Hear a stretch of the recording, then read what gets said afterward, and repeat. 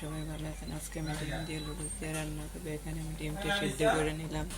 আমি ডিমটা চুলাই নিয়েছি, এখন ডিমটা ডিমটা হয়ে গেছে, আমার পানিটা ফুটে গেছে। এখন চায়ের পাতা দিয়ে দিলাম, লুডুসের পানিটা বসাই দিলাম, একটু লবণ দিয়ে দিলাম, একটু তেল দিয়ে দিলাম।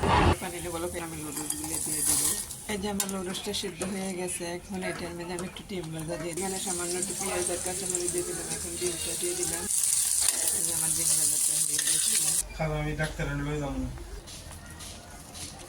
চলো, আমি ভেজে রাখা ডিমটা দিয়ে দিলাম। এখন এই যে আমার লুডুসটা হয়ে গেছে।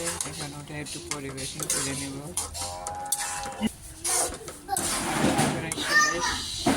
এখন আমরা সবাই একসাথে খাবো।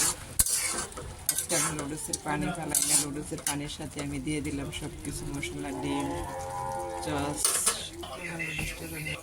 লুডুসটা রান্না করে শেষ। কেমন হয়েছে? দাও দাও দাও।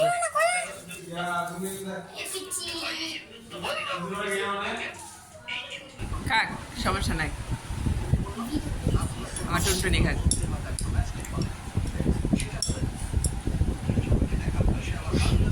আসসালামু আলাইকুম, ভালো থাকেন।